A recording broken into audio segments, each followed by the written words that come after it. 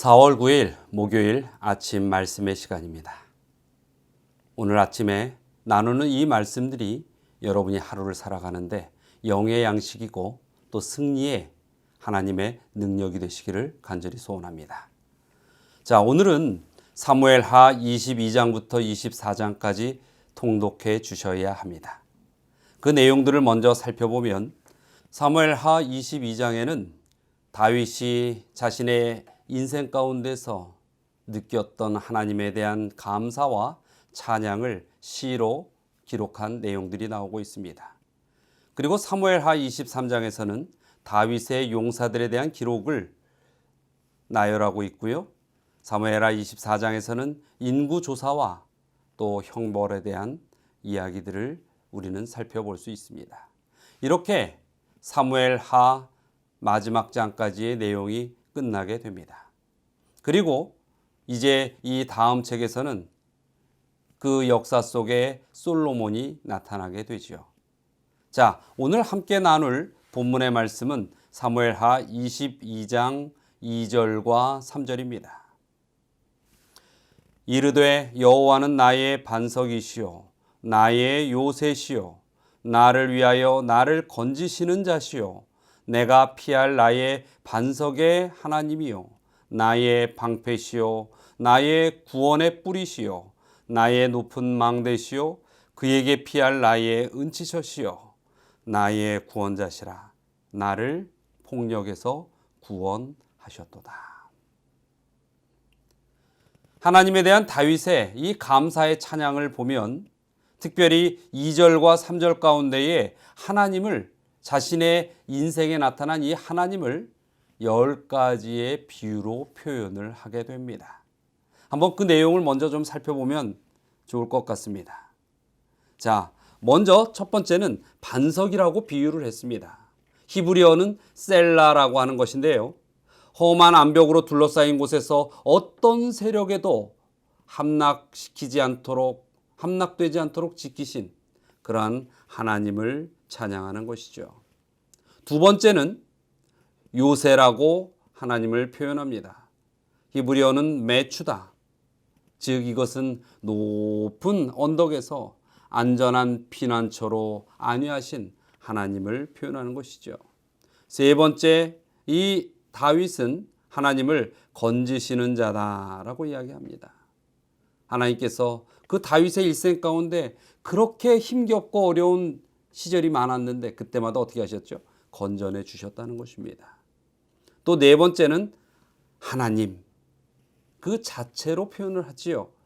엘로힘입니다. 능력의 근원이며 생명의 주관자이신 하나님에 대한 다윗의 표현이죠. 다섯 번째는 피할 바위다라고 이야기를 합니다.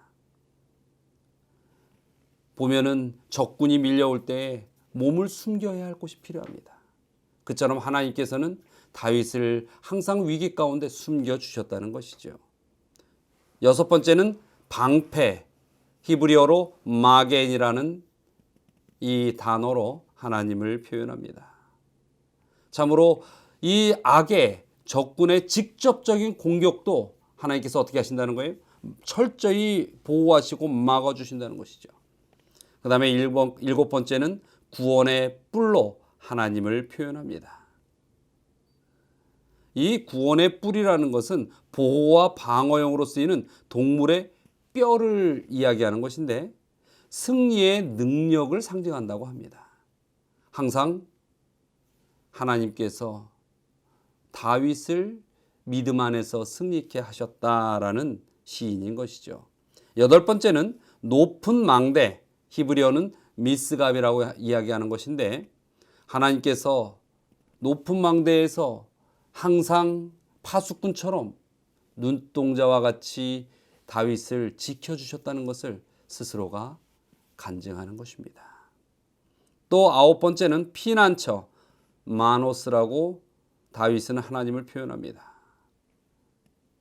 진정 폭풍으로부터 보호하는 안식처가 피난처인 것입니다. 이 땅의 삶 속에 세류가 밀려오고 거친 파도가 밀려올지라도 피할 수 있는 곳, 그것이 바로 하나님의 품이라는 것이죠. 그리고 다윗은 10번째로 하나님을 구원자다라고 표현을 합니다. 진정 다윗은 믿음에 또 구원에 확신을 가지고 살아간 사람입니다. 그렇기 때문에 하나님께서 비록 자신의 인생에 그 수많은 잘못과 죄가 있었지만 그럴지라도 회개한 자신을 하나님께서 놓지 아니하시고 구원할 것이라는 확신을 가진 그런 사람인 것이죠. 이 다윗의 믿음이 그래서 훌륭하게 보이는 것입니다. 정말 하나님께서 보시고자 하는 믿음, 그것은 전혀 실수하지 않는 믿음이 아닙니다. 물론 죄 가운데 단 한 번도 빠질 수 없다면 좋겠지만 그럴 수 있는 사람이 누가 있겠습니까? 그렇기 때문에 하나님께서 가장 가치 있게 귀하게 보는 그러한 믿음의 자녀들은 비록 죄를 지었을지라도 다시금 통회하는 마음으로 회개하는 마음으로 하나님께 나오는 자, 그들을 귀히 보시는 것입니다. 그리고 그들에게 능히 내가 너의 구원자가 되시겠다라고 말씀해 주시는 것이죠. 여러분은 여러분의 인생 가운데 하나님을 어떻게 느끼고 계십니까? 또 어떤 제목을 붙여서 하나님을 찬양하시기를 원하십니까? 저는 요즘 정말 하나님을 생각할 때에 비타민과 같은 하나님을 느낍니다. 온몸이 무기력해지고 이런 코로나의 시국에서 내가 할 수 있는 것이 정말 뭐가 있을까? 참 찾기 쉽지 않습니다. 그러나 중요한 것은 역사의 주관자는 하나님이시고 그렇기 때문에 하나님께서는 분명한 뜻이 있을 것이라는 확신을 가지게 됩니다. 그 확신은 저를 또 일어나게 하고 말씀을 보게 하고 말씀을 전하게 하고 제 발걸음을 매일 주님의 교회로 나아오게 하여 주시는 것입니다. 여러분이 느끼는 하나님, 여러분 곁에 계시는 하나님을 여러분은 어떻게 표현하시겠습니까? 정말 우리의 삶이 하나님을 만나고 매 순간 느끼고 동행함으로 항상 감사와 진실로 찬양하는 삶을 사시게 되길 바랍니다. 그래서 매일 저녁 잠들기 전에 하나님께서는 오늘 저에게 어떤 모습으로 함께 해주셨습니다. 그래서 감사합니다. 이런 기도를 드리고 잠이 들 수 있는 믿음의 모든 성도님들이 되시기를 간절히 소원합니다. 자, 오늘 우리가 함께 나누어야 할 기도의 제목이 있습니다. 첫 번째는 정말 우리의 삶이 하나님을 찬양하는 삶을 살도록 기도하시기 바랍니다.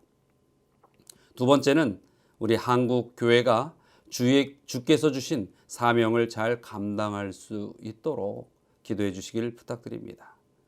그리고 또 두 가정을 위하여 함께 기도를 요청드립니다. 첫 번째는 우리 고종현 집사님, 그리고 두 번째는 곽혜자 집사님의 가정을 위하여 기도해 주시게 되길 부탁드립니다. 자, 다 함께 기도하겠습니다. 사랑과 은혜가 많으신 하나님, 저희가 하루하루를 살아가면서 매 순간 주님과 함께함을 깨닫고 느끼며 살아갈 수 있는 그러한 믿음의 백성들이 되게 하여 주시옵소서.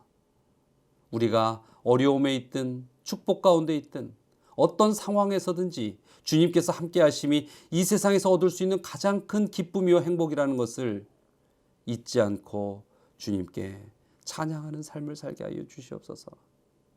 이 한국교회가 있습니다. 이 한국교회가 주의 사명을 잘 감당할 수 있도록 믿음의 능력과 온전히 주의 성령의 역사하심이 임하여 주시옵소서. 또 오늘 두 가정을 위하여 기도드립니다. 우리 고정현 집사님, 이 젊은 시절에 정말 그 인생을 주님 안에서 부응할 수 있는 믿음을 얻게 하여 주시고 인생길들을 주님께서 이끄시는 대로 선택하여 걸어갈 수 있게 하여 주시옵소서. 또 곽혜자 집사님의 가정을 위하여 기도드립니다. 먼저 집사님의 육신의 강건함을 허락하여 주시고 정말로 그 육신의 고통들이 다 사라져 더욱 기쁜 마음으로 주님을 찬양할 수 있도록 하여 주시옵소서. 오늘 하루의 삶 속에서 주님께서 변함없이 동행하여 주실 것이라 믿고 감사드리며 예수 그리스도의 이름으로 기도드리옵나이다.